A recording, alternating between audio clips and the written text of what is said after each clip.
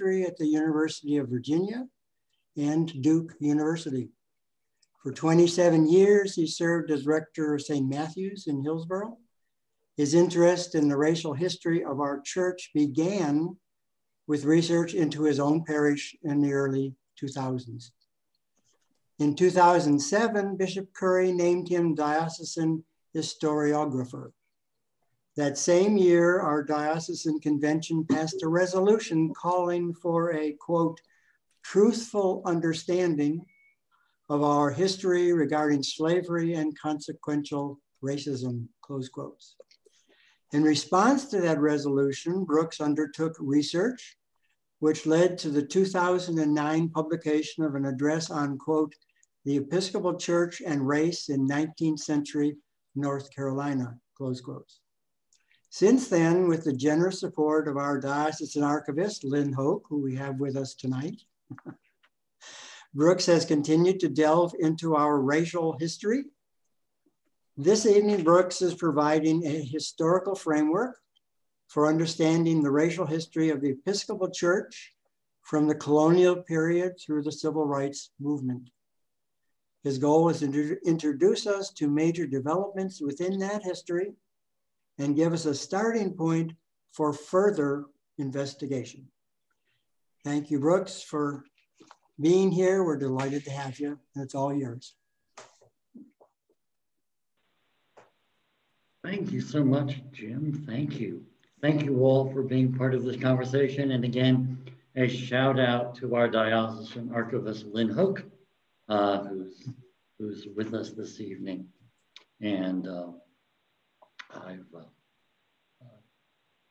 so appreciate Lynn's assistance and participation in these researches into our diocesan history.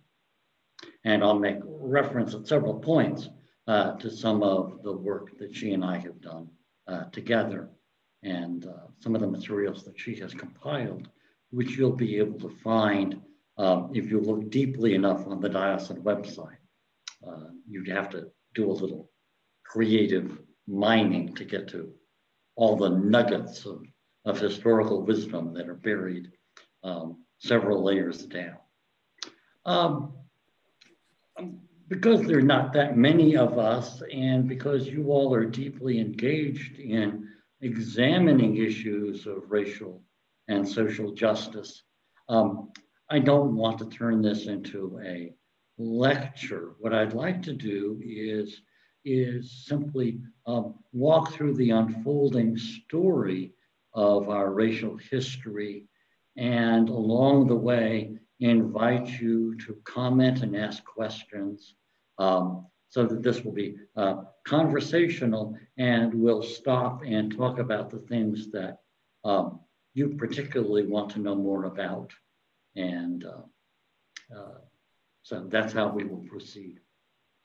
So in my early conversation with Jim about what we would talk about tonight, I said, well, I want to start in 1701. And his response was, well, why don't you want to start in 1619?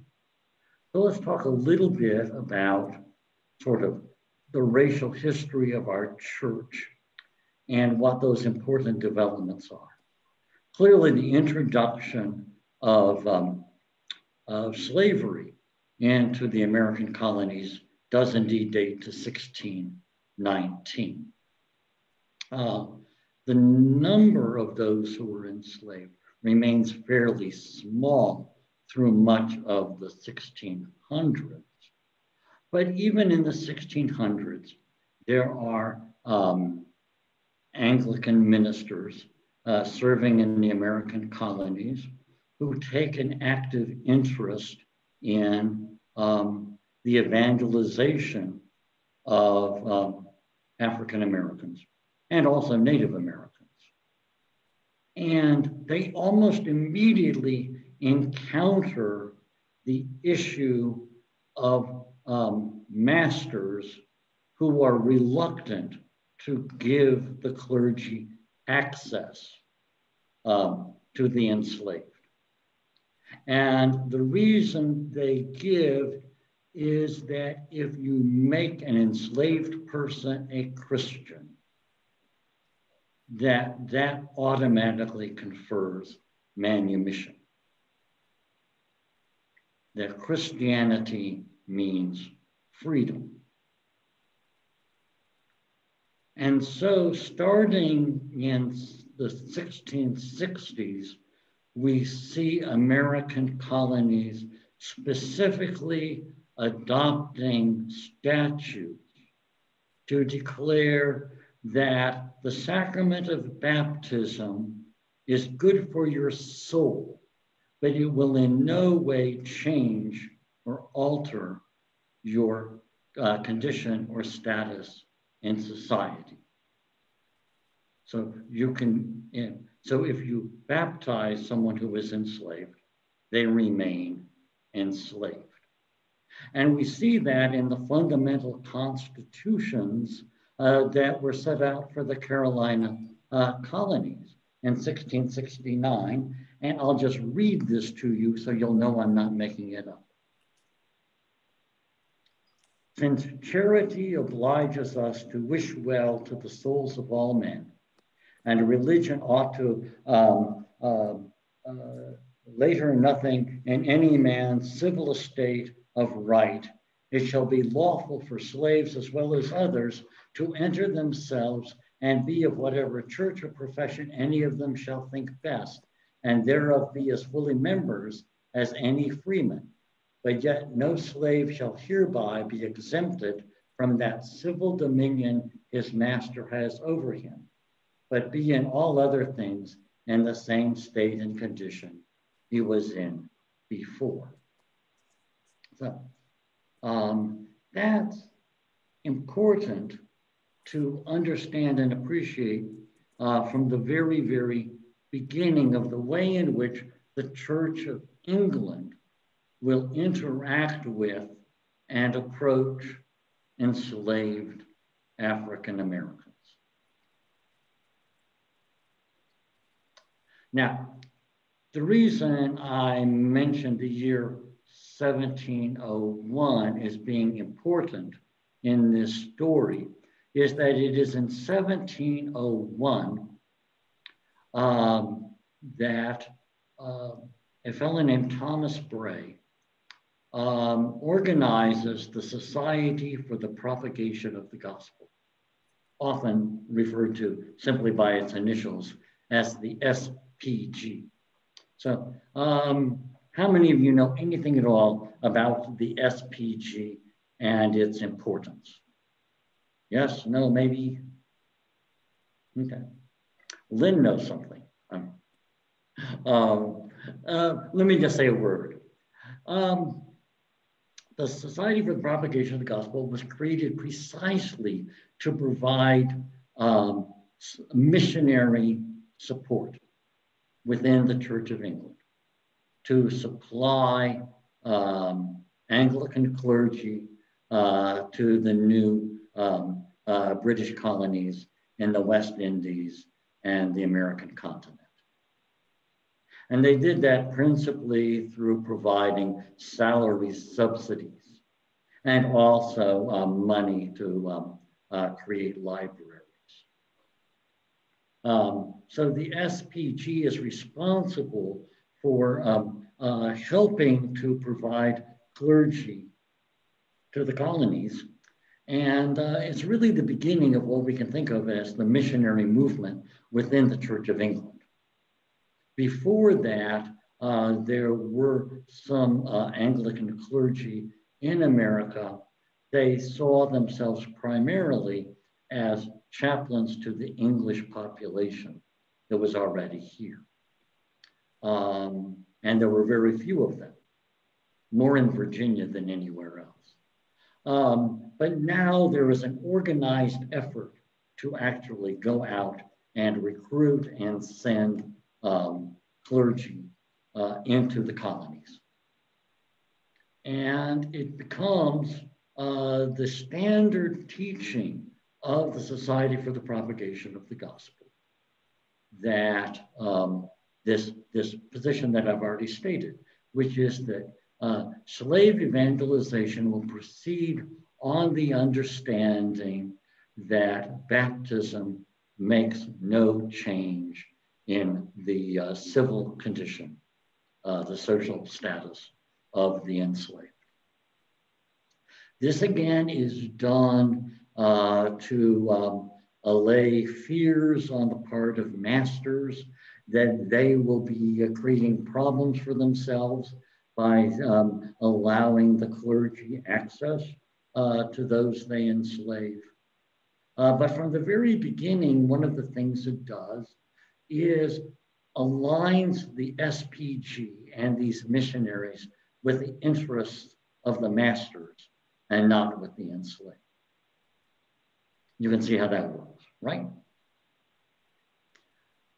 And very quickly after this, starting within decades of the creation of the Society for the Propagation of the Gospel, the church begins to move even more deeply into its complicity with and defense of the practice of slavery.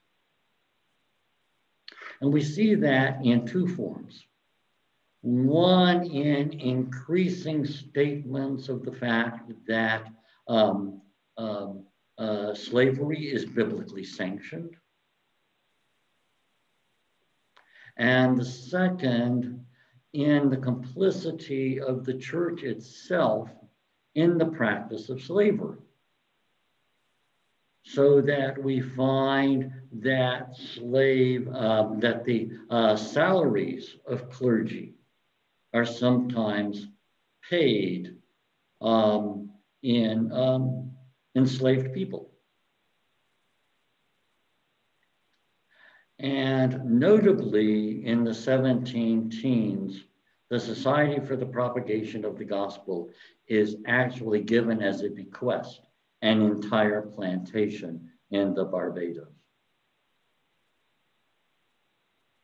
So now the Society for the Propagation of the Gospel now has a vested interest in the practice of slavery. And we very quickly see that in the colonial setting, many Anglican clergy become themselves slaveholders. So that when the SPG minister in Eastern North Carolina, Clement Hall, let me get this word here. Yeah, so Clement Hall dies in 1759. He's an SPG supported missionary based in Edenton. At his death in 1759, he leaves an estate including a library of 628 books, 6 enslaved men, 3 enslaved women, and 5 children. See, so the clergy are themselves becoming slaveholders. And along with that, we also begin to see incidents and accounts of how the violence and the coercion that is inherent in maintaining the slave system also begins to affect the behavior of the SPG clergy themselves. So we find in confessions, in the diaries of some of these SPG ministers, that they have taken to whipping and beating the enslaved members of their household. And chillingly, at this SPG plantation in Barbados, the word society in capital letters is branded upon the slaves to discourage them from running away.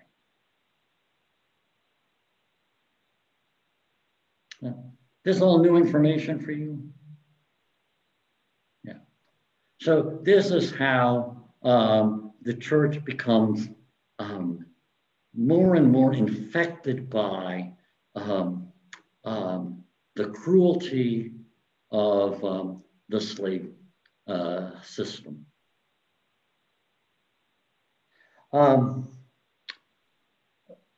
But here we have ministers who are attempting slave evangelization. Well, how effective are they at actually ministering to the enslaved? Given what I've already said, I know you will be shocked to find out they weren't very effective. The resistance on the part of masters to allow access to the enslaved, because you would have to make time out of their lives in order to allow them to be evangelized, to go to church, to receive instruction. So we find, SBG ministers in North Carolina's latest 1767, complaining back to the offices in London, that masters are still denying them access to the enslaved. In addition, of course, there's the resistance on the part of the enslaved themselves, who are not all that interested in becoming members of the Church of England, especially under the conditions under which they are being ministered. And then, of course, a lot of this depends upon the interest taken by the individual minister and how adept or unadept the minister is in actually doing this kind of work.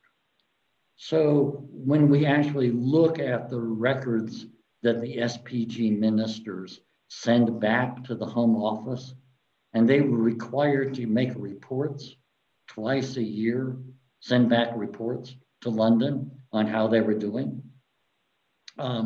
They consistently, throughout this period, from 1701 to 1776, very few,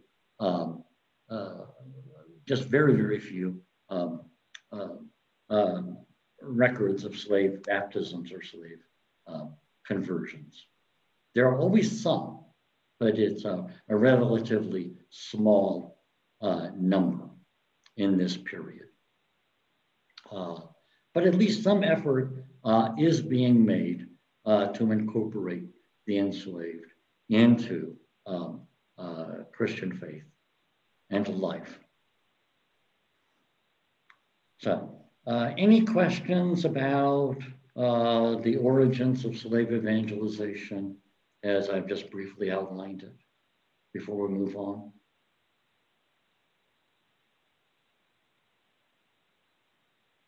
Okay. So understand that this is a generally accepted practice. And basically the SPG is telling all of its missionaries that it's sending out that it expects them to at least make an effort at slave evangelization. Okay. Now, starting in 1765 and increasing in intensity and effectiveness, we see a countervailing movement, both within the Church of England and in the larger society, towards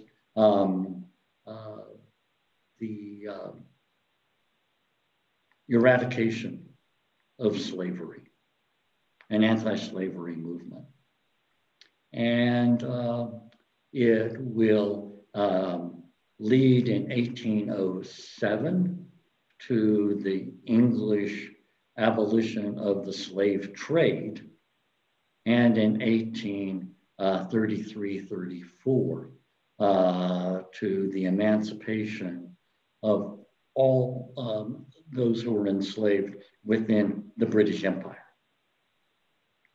So the British abolished slavery as a practice in 1833. And of course, there's an anti-slavery movement here in America as well, which is given considerable support by the Declaration of Independence And in the early 19th century, and now I'm going to leave talking about our own denomination, but the Methodists, the Baptists, and the Presbyterians in the early 1800s are all, along with the Quakers, of course, are all officially anti-slavery. They all have anti-slavery positions. And there are anti-slavery Episcopalians. The most notable anti-slavery bishop is Bishop Charles McIlvaine of Ohio. And there are other strong abolitionist voices within the Episcopal Church. But the Episcopal Church as a whole never officially condemns slavery. And we can talk a little bit about why that is. So if you don't mind, I'll take a little excursion and tell you a little bit about, sort of how the Episcopal Church and our racial history matches up against other denominations in America in the antebellum period. Okay, so let me just kind of do that briefly.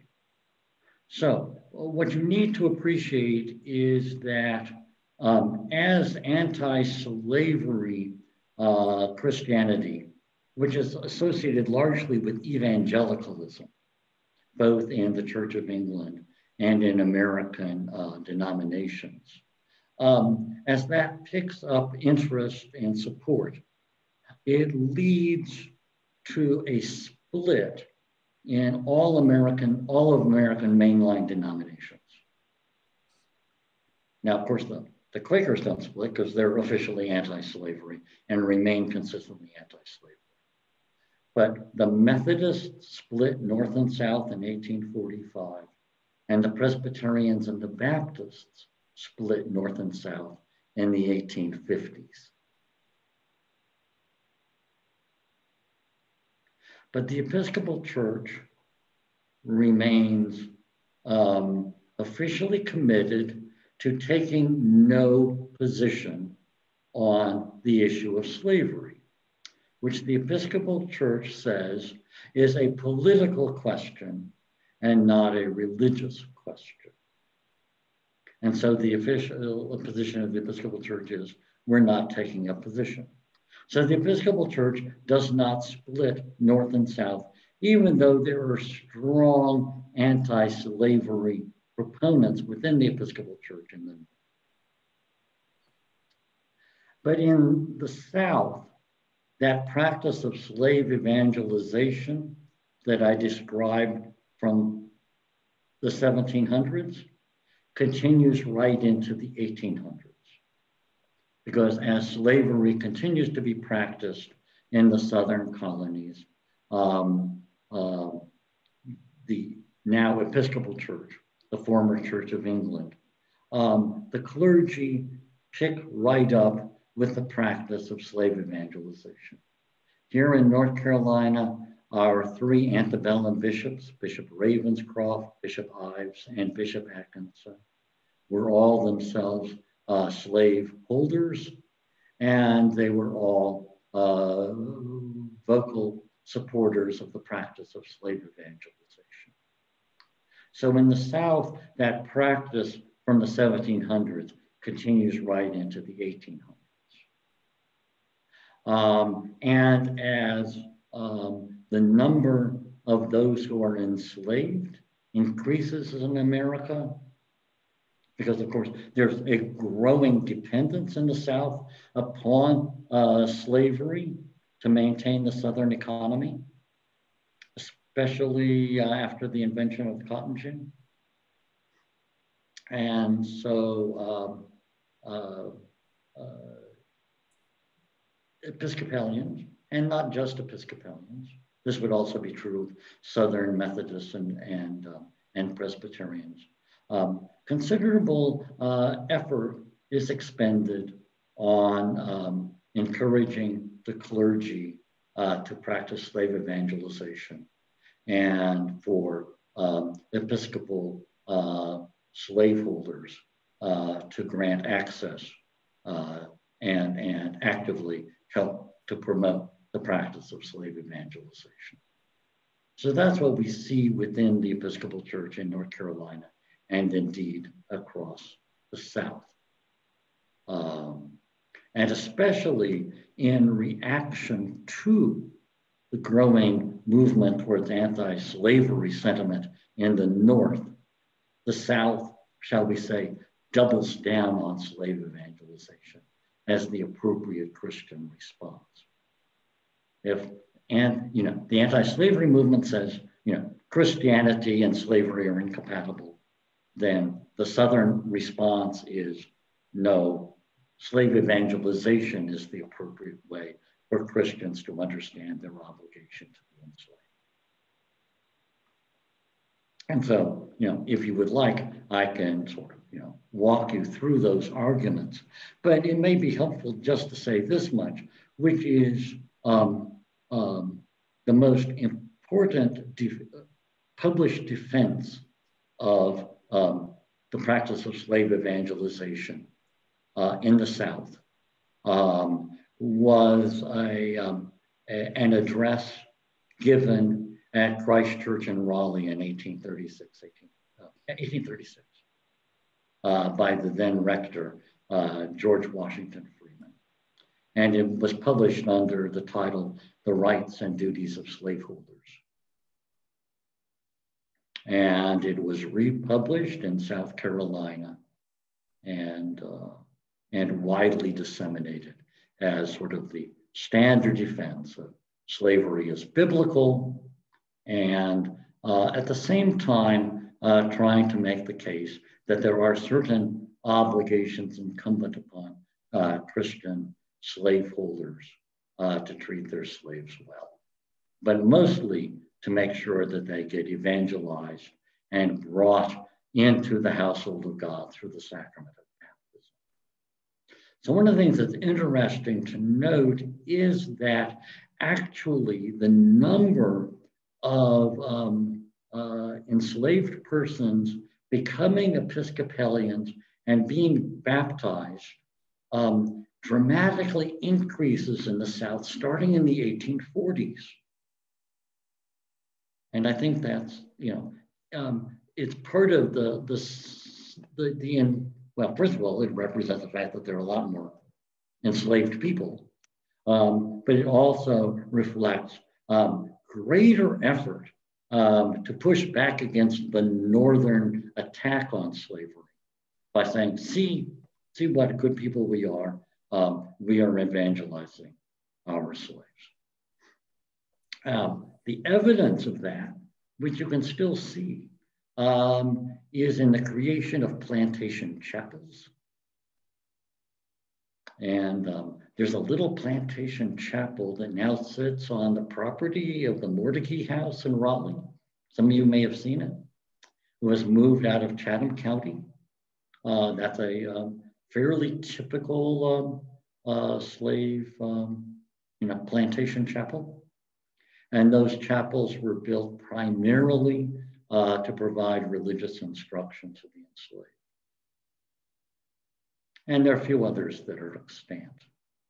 And how many of you have ever been to Somerset Place, which is the state historic site down east? Yeah, so they have done archaeology, and you can see the outline of the Lake Chapel. The Lake Chapel at Somerset Place, which was the Collins family plantation down at Lake Scuppernong, was in terms of average Sunday attendance, the largest worshiping congregation in North Carolina on the eve of the Civil War.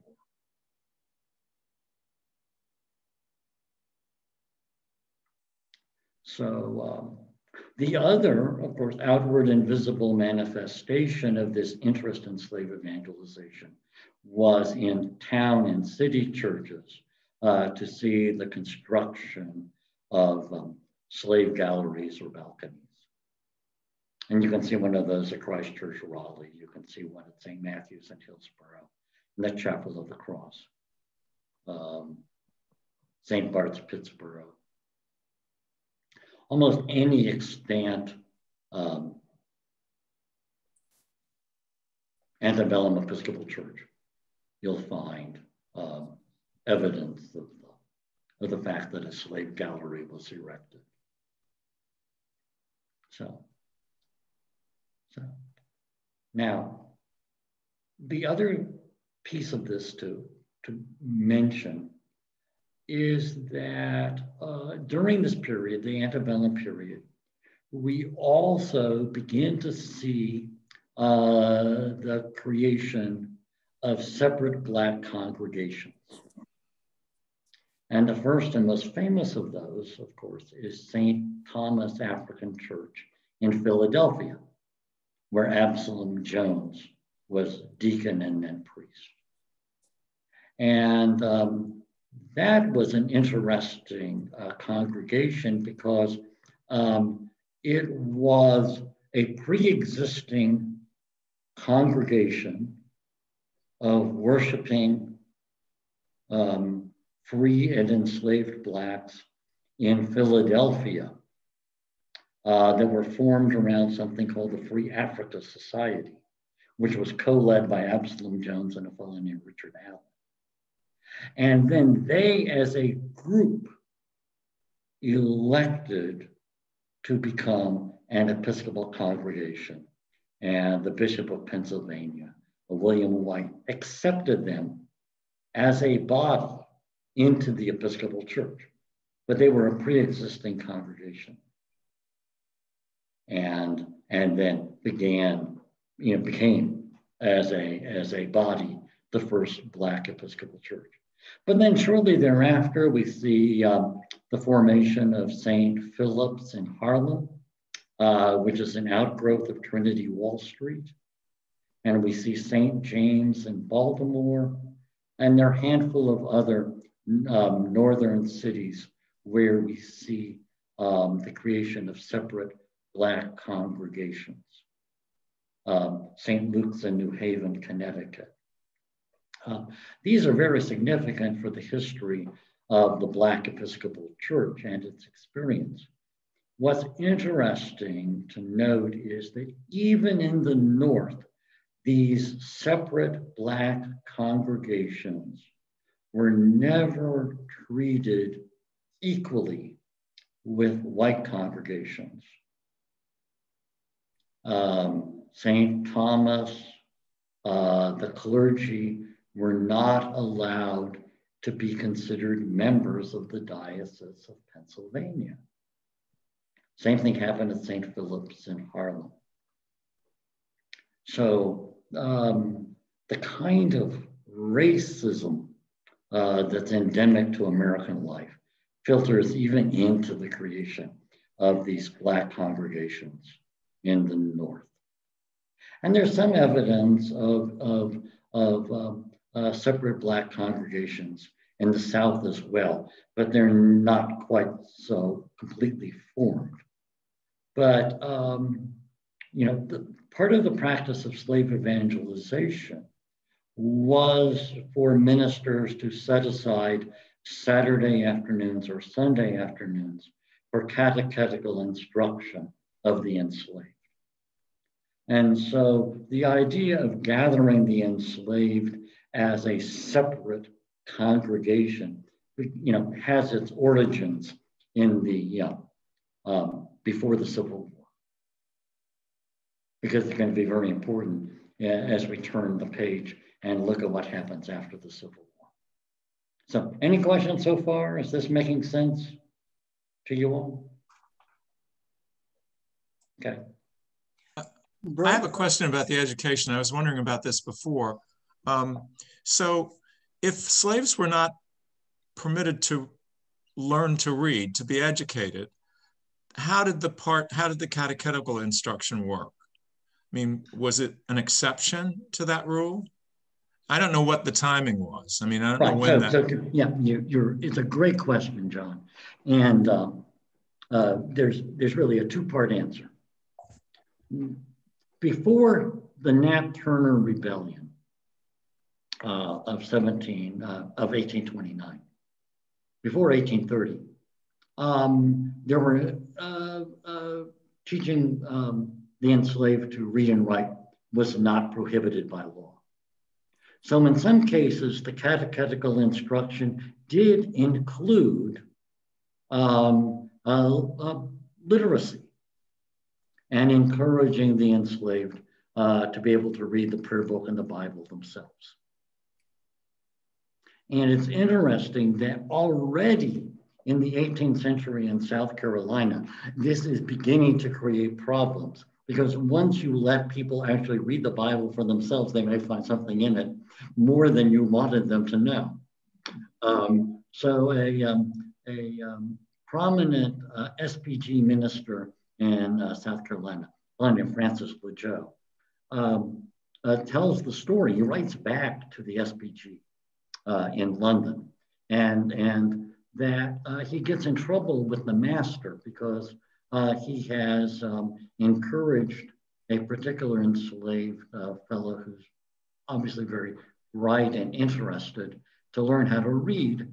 And this enslaved person comes across the 2nd chapter of Joel, which is a passage that we will be reading or referring to on Pentecost, which talks about how the servants and the handmaids will participate in the dream of God.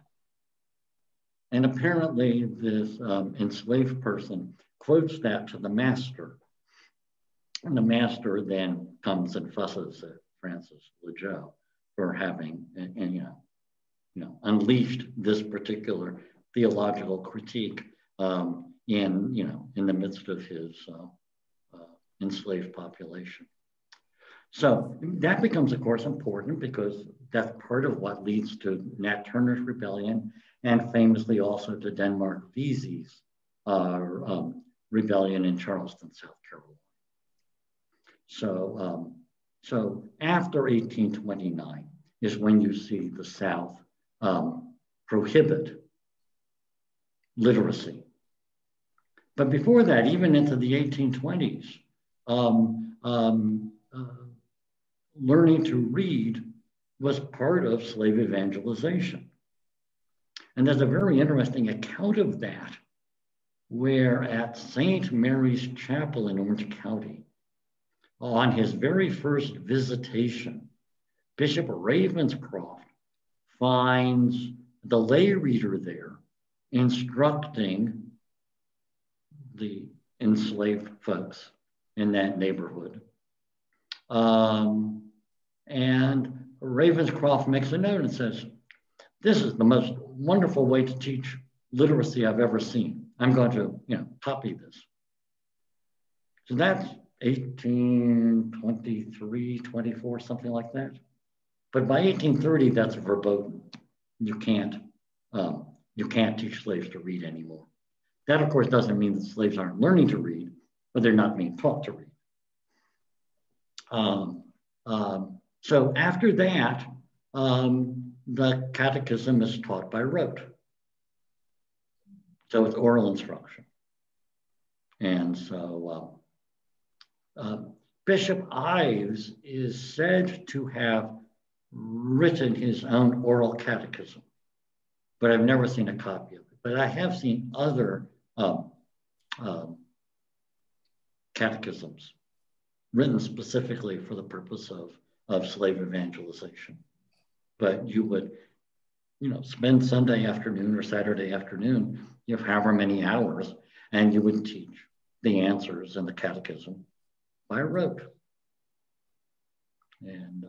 And that's how you would teach the 10 Commandments. That's how you would teach the Lord's Prayer, the Creed, and till people could say it by heart, by just repetition, oral repetition. So, John, I hope that helps. It's a great question. Brooks, yeah. England was ahead of us, 1830 or so. They condemned slavery, and I would assume the Anglican Church also was. Was there no pressure from England to straighten us up?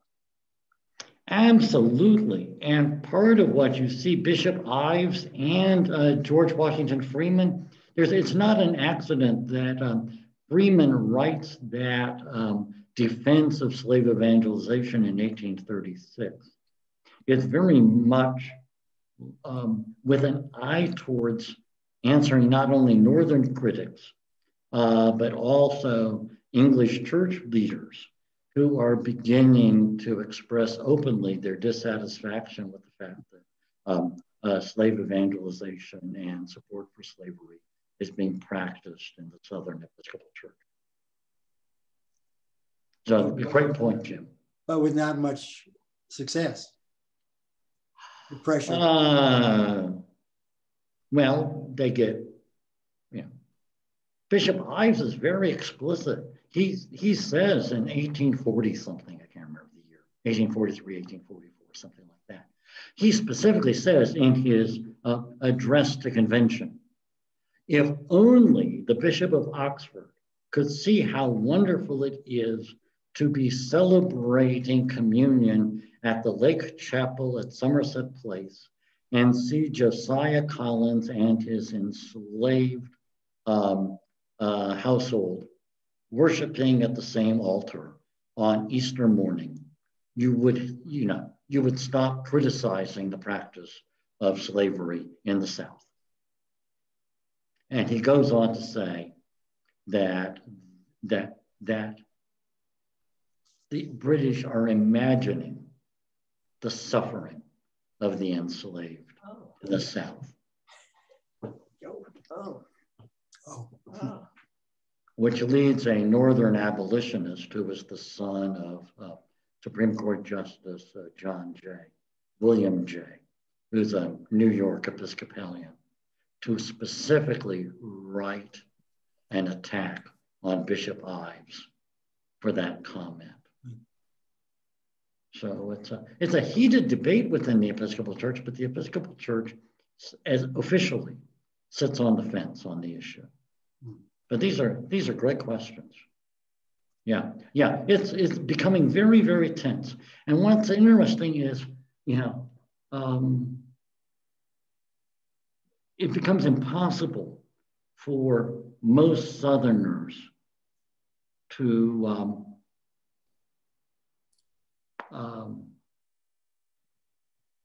do anything except become increasingly defiant and strident in their defense of slavery. To the point where after 1830, you begin to see creeping into pro-slavery argument the notion that slavery is itself providential.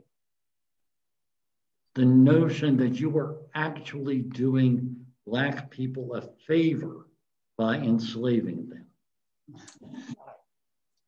Now, you can hardly believe that people could say that with a straight face, but they talk themselves into it.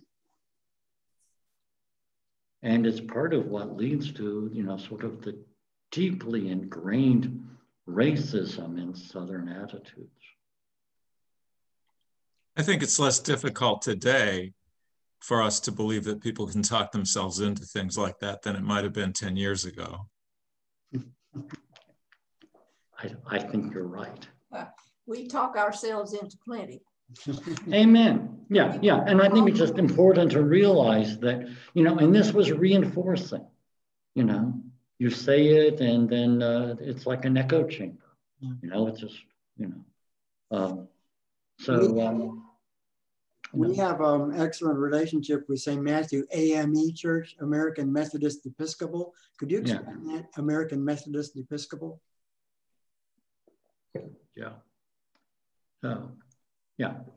And of course, the AME denomination begins out of the same movement that creates St. Thomas African Church in Philadelphia. And there's often a very close relationship between AME congregations and Black Episcopal congregations. So you see that in Warrenton, you see that in Greensboro. we're trying to see that in Raleigh. Amen. Yeah. So, Brooks, I'm so glad you're here, and this is really challenging information to to listen to, but very much needed if we are going to heal and make progress. So, a quick question I have: you spoke about the interest in supporting slavery as an institution, but trying to make it comfortable. That was the narrative within the Episcopal Church. And I'm wondering, one of the things that I struggle with to some extent is the generosity on the one hand of Episcopalians when it comes to assisting marginalized communities, but the lack of understanding or actively being involved in what I would call opportunity. So it's okay to write the check, to do, days of volunteering, those kinds of things to relieve suffering, but it's less support around seeing things through an equity lens and trying to take the history and say it's more than building another health clinic or another food pantry, that we've got to disrupt the system. What people want is freedom and the opportunity to be self-reliant.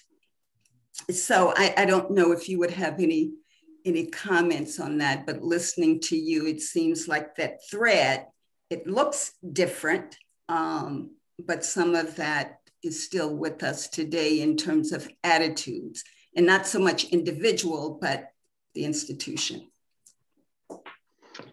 Yeah. I'll come back and fill in a little bit more of the history, but just to answer your question. Let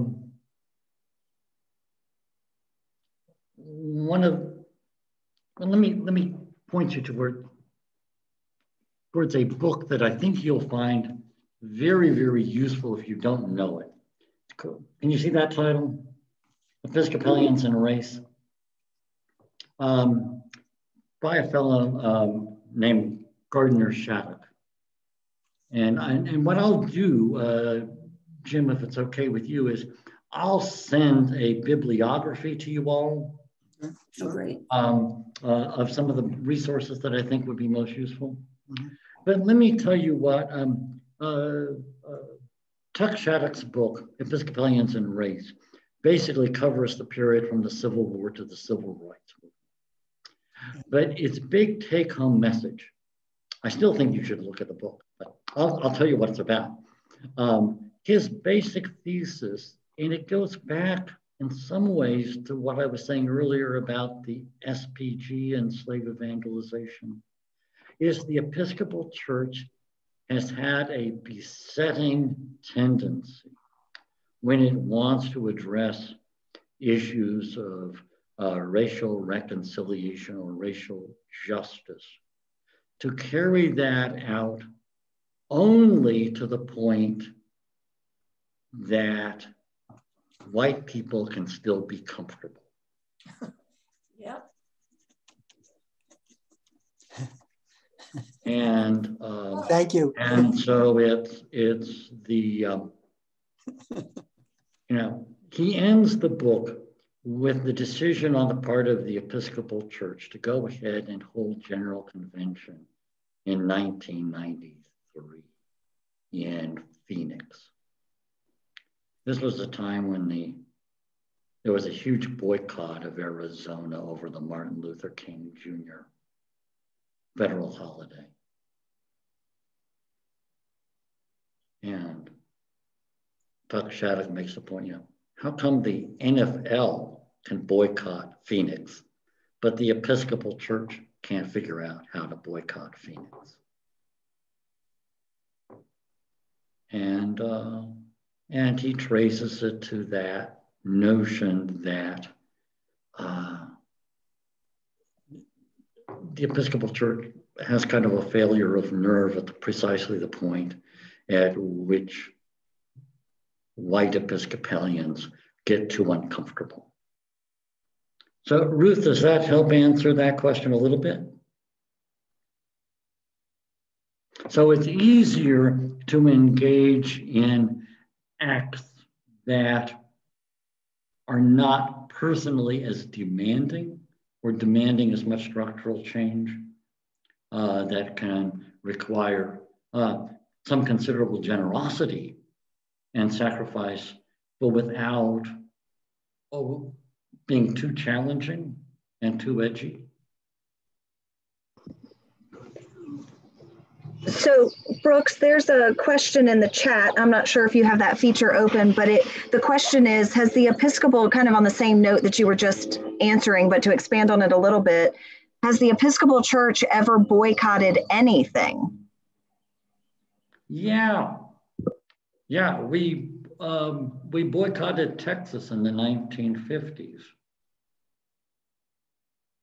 over the sense that it would be impossible to find adequate desegregated facilities. So good for the church. Yeah, so we can do the right thing. I mean, it's not beyond us, but we don't necessarily do it consistently. And there's been a tendency, and this is not just a tendency for Episcopalians, this is a larger cultural problem of white people wanting to fix the problem so they can feel comfortable again, and without bothering to consult or really confer with or attend to what Black people really want, and to really, involve them in the decision-making process. And if you don't know it, one of the great figures and great works of American literature is a book called A Voice from the South by Anna Julia Haywood Cooper. Anyone here besides me and Lynn know Anna Julia Haywood Cooper's A Voice from the South? No.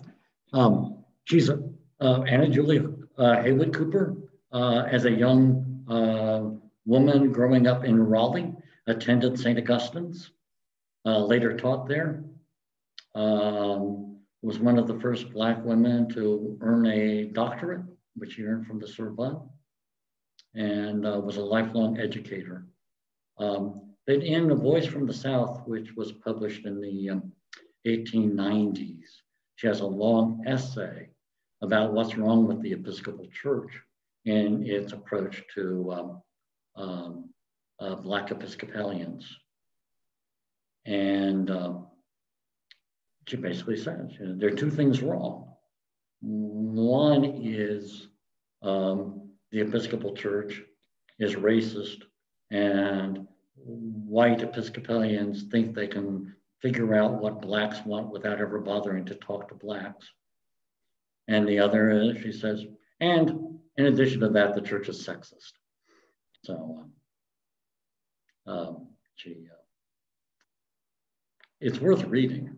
And when you realize she wrote it in the late 1880s, it still is pretty current today. Is that book in your bibliography? I can put it in there, yeah. And you can either go to a 19th century printing of that through the Center for Documenting the American South at UNC, and just read it online, or there's a modern edition put out by Henry Louis Gates. John, I am writing those in the chat just so people can see it. But Brooks, I also had one other question, and I apologize if you've already answered it, I might have missed it. But so when you were talking about how the different denominations of churches split north and Yes. south, but the Episcopal Church did not. They did not take a stance. Again, apologies if I missed it, but did the Episcopal Church ever take a stance? Yes. Okay. I'll answer that question first, and then Okay. we'll go back to what happened with the Civil War and how this all played out.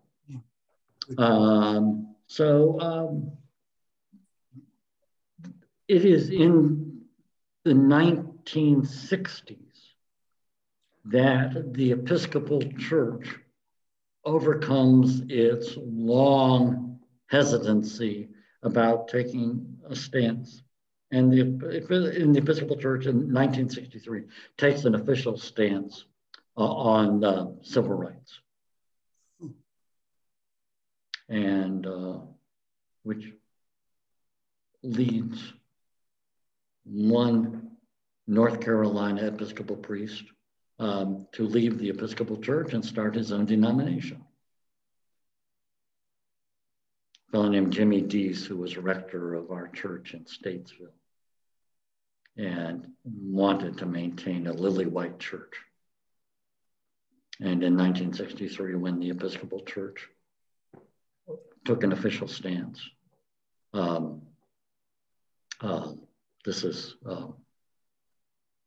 he started his own denomination, which has gone through a couple of name changes, but it still exists. So,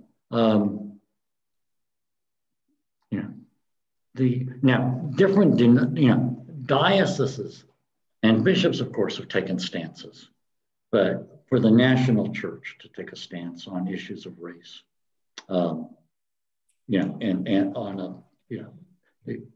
we declined to take a position on the Civil War or slavery, but we finally got around to taking a position. My phone is doing something, I don't know why. Anyway, it was mooing at me. So anyway, let me say briefly sort of how things go in the immediate aftermath of the Civil War, because this is significant. The Southern dioceses do form their own Episcopal Church of the Confederacy, which operates from the 1862 to 1865. But immediately when the war is over, Bishop Atkinson of North Carolina holds a diocesan convention and asks the Diocese of North Carolina to support rejoining the National Episcopal Church, which they, after some debate, agreed to. So Atkinson goes to General Convention in October of 1865 and is the only Southern diocese that actually sends a deputation. And Atkinson is readmitted to the House of Bishops. The deputation is seated, and at that point, officially, the Church of the Confederacy, at least as far as North Carolina is concerned, is over. They've rejoined the National Episcopal Church. And within a matter of months, the rest of the Southern dioceses follow suit and rejoin the Episcopal Church. As you know, the Southern Baptists have still not joined the Northern Baptists. Presbyterians didn't reunite until the 1980s. Methodists reunited in the 1930s. But the idea was that now that the Episcopal Church was reunited, that a reunited Episcopal Church could effectively witness to and address the crisis of emancipation. So General Convention in October of 1865 created something it called the Freedmen's Commission. We had something called the Board of Missions, and we had a domestic and a foreign branch of the Board of Missions. And now we created a third branch called the Freedmen's Commission. And its job was to help create schools in the South, Episcopal parochial schools in the South, to minister to the newly emancipated. And Bishop Atkinson was a great proponent of this. He was among those who recommended the creation of the Freedmen's Commission, and he welcomed their work in North Carolina. So within a matter of months of the creation of the Freedmen's Commission, we see a Black parochial school, Black Episcopal school in New Bern. A month later in Wilmington, a few months later in Raleigh. All told, there will be 5 of these schools because they will be joined by Asheville and Fayetteville. In all 5 instances, those Black parochial schools then lead to the creation of Black congregations that still exist, starting with St. Cyprian's in New Bern, St. Mark's in Wilmington, what we now call St. Ambrose in Raleigh, St. Joseph's in Fayetteville, and St. Matthias in Asheville. So all of those Black churches in North Carolina, Black Episcopal churches in North Carolina, date to the work of the Freedmen's Commission in creating these schools, which were largely staffed by white, female, Northern school teachers who were sent south by the Freedmen's Commission. But by far and away, the greatest single achievement of the Freedmen's Commission was the creation of a school that would not just teach the newly emancipated, but would teach the newly emancipated to be teachers themselves.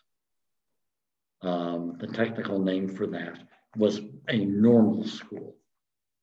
And the normal school was St. Augustine's. St. Augustine's was created in 1867 as a teacher training school. And it was attended by Anna Julia Haywood, who married one of her teachers at St. Augustine's, George Cooper. And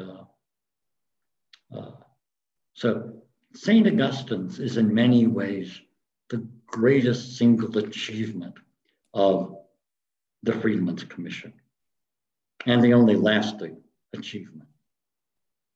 And I can go on for hours and hours on the story of how exactly St. Augustine's came to be created and how it ended up in Raleigh. But I'll save that for another time. But understand that it was very, very important. And the importance of St. Augustine's was that as it trained Black clergy and trained Black teachers, they went out, not just in North Carolina, but far beyond North Carolina, but especially in North Carolina, to create most of the Black congregations that are still extant or have ever been extant in North Carolina. Apart from that handful of congregations that got started in the 1860s and early 1870s, and a few that got started a little bit later, almost all the Black congregations, the Black Episcopal Church in North Carolina is the product of the ministry of St. Augustine's.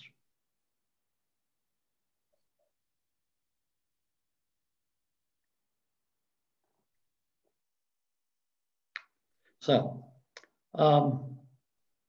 what is, as I already mentioned, Anna Julia Haywood Cooper complains that in attempting to minister to African Americans, there was not sufficient attention paid to actually inviting African Americans themselves to take the lead in the creation of all of this.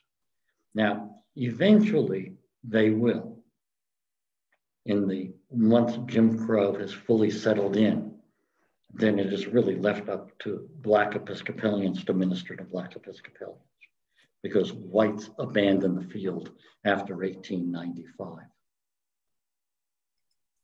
And so much of the work of the creation of the Black Episcopal Church in North Carolina is due to the ministry chiefly of Henry Beard Delaney, who becomes suffragan bishop of the diocese starting in 1918.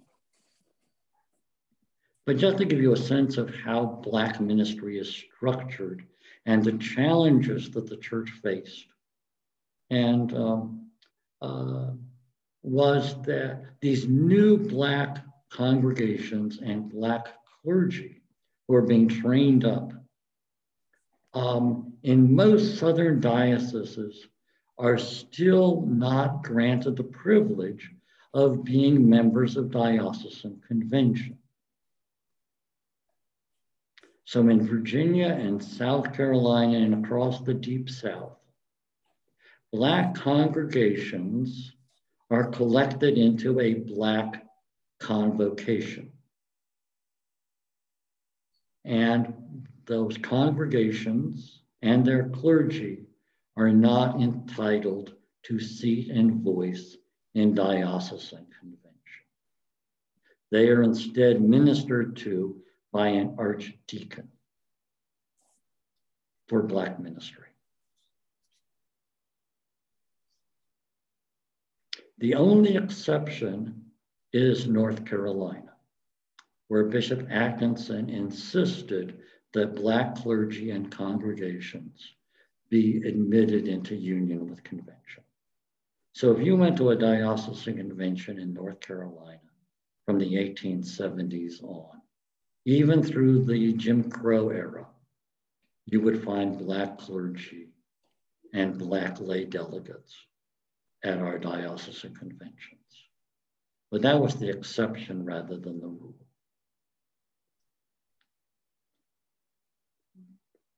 Black clergy organized, starting in the 1880s nationally, in something called the Conference of Church Workers Among Colored People. And they held annual conventions to talk about their work. And they proposed, after Jim Crow became settled law in the South, that the Episcopal Church should allow all of these colored convocations to be placed under the leadership of a Black missionary bishop who would be appointed by General Convention. And if that had occurred, that bishop would have been a missionary bishop like other missionary bishops of the Episcopal Church, and would have had seat and voice in the House of Bishops.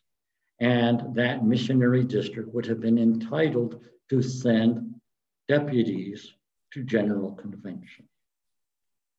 But the Episcopal Church instead only granted Black ministers, Black priests, to become suffragan bishops under the control of white bishops. And those Black suffragan bishops could only sit in the House of Bishops.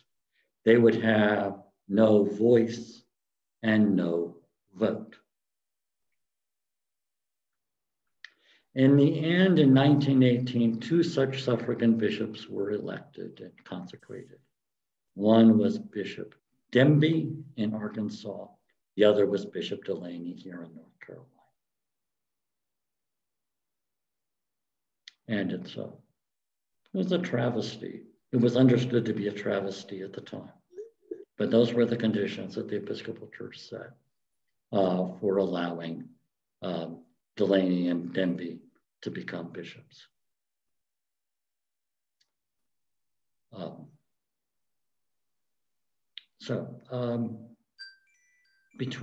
after Delaney died in 1928, he was not, no successor was named. Instead, Black ministry was subsumed within the structure of ministry of the diocese itself. And Black clergy and Black laity were given places, assigned places in what we now call diocesan council. So the Black clergy, there was always a Black representative of diocesan council starting in the 1930s. But in 1954, after Brown v. Board of Education, is when the diocese begins to undertake the work of official desegregation of diocesan institutions. And it takes till 1965 to complete that task. The bishops of North Carolina, first Bishop Penick and then Bishop Baker, are committed gradualists who don't want the pace of desegregation to get out in front of the white comfort level. We've already talked about that.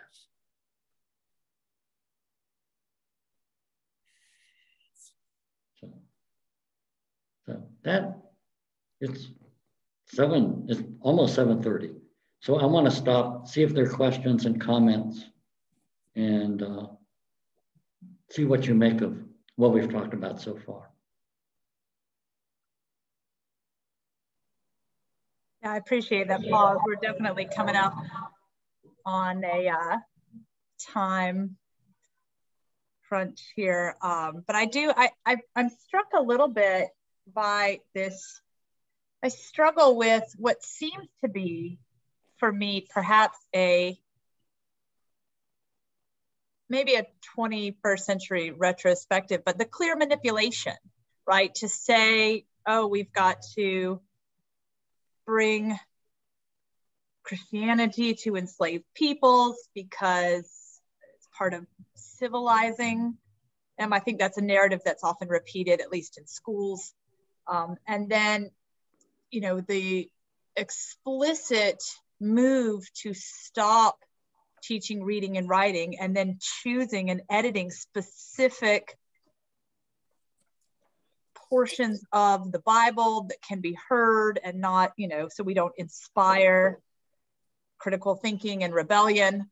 If I juxtapose that manipulation with then this kind of, I don't know, obtuseness that where they could say, oh, it's providential that we should enslave people for good, when there's been such a clear demarcation along the way of manipulation of the faith. Does that make sense? Kind of what I'm seeing, like I struggle with, and I think, John, you mentioned it earlier, how people can buy in. Like, one of the things I was wondering, did they really believe this was for the good of the enslaved people? Right, that this evangelization, right, and that was it really actually what they believed? Was any of that cognitive dissonance there in their writings? Is there any indication that they knew it wasn't, or was it that belief? And how do I square that with that clear pattern of selective editing? So sorry.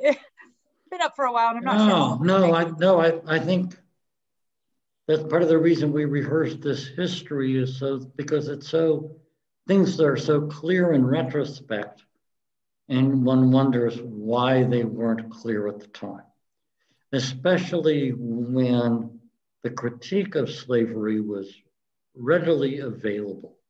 If you read what William J. said to Bishop Ives, for example, you know, it's so clearly true. And what Bishop Ives is saying in defense of slavery is so clearly wrong. So it's distressing, but the truth was being spoken. You know, and it was being spoken very plainly.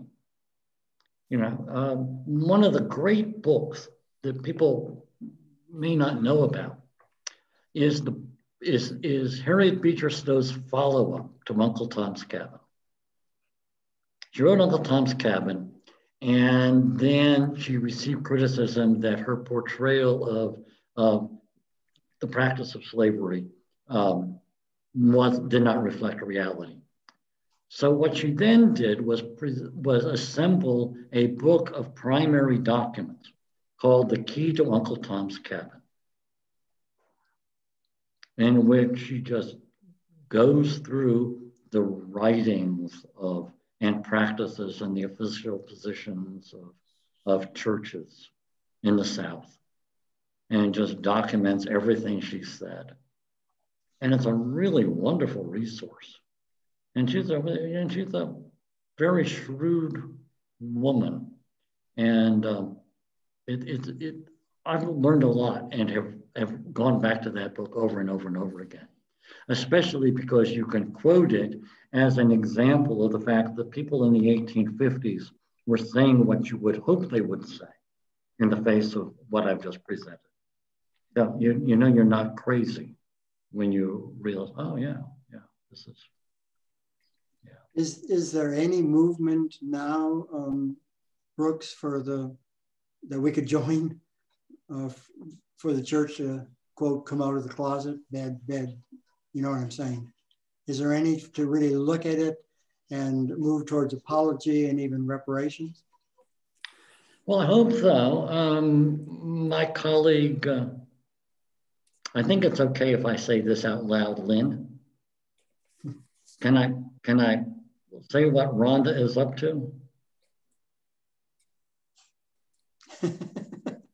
Lynn is smiling at me, but she is not unmuted.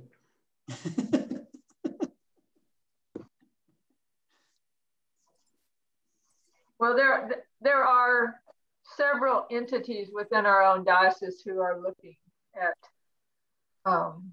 becoming a beloved community is the broader. You may be familiar with that that comes down from the Episcopal Church, but our own standing committee, some clergy, Brooks and I are all doing some deep digging. What is going to come out into the product? There probably won't be one product per se, but and we don't really know. But we haven't seen the results of some of the research that we've contributed information to. Right. So people have been asking us, for Lynn and me, to provide information related to this. A lot of what we've done is document the disparity in financial resources between historically Black and white congregations.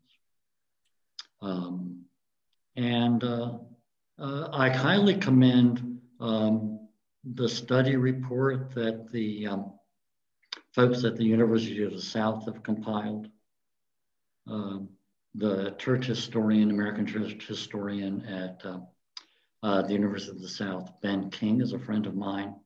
And that report is really, really excellent in terms of just documenting. And of course, the history of the University of the South very much overlaps with the history of our diocese. So that's a really excellent resource. I'll see if I can't remind me to put in the bibliography a link to that report. And one of the members of our History and Archives Committee in the diocese was one of the researchers on that project, George Brine. So yeah, so there is, this work is being done. It's coming to light. Yeah, once there is something at a diocesan level, then I mean, I would be glad to come back and address this group, and I'm sure Brooke would too. When there's something substantive that's emerged, you know, out of it. It's a big thing to get a handle on, because it's lots of years, as we've seen tonight, you know, and the more you look, the more you find. Yeah. Well, on that note, I would say very much that we would love to have both of you back. This has been a very, very informative, and Ruth, I think to borrow your language, challenging intake of information. And I think I can speak for all of us here that we're very grateful to both of you for the time and what you've shared with us tonight. It's certainly, I have 6 pages of notes that I was writing down, and book titles, and I appreciate your willingness to put together a bibliography for us. Absolutely. We're coming up on 8:30 in the interest of... When Lynn recommended Brooks, she said he doesn't sugarcoat. Yeah. Well, I think we're appreciative of that. So I am going to... But I'm still a nice guy.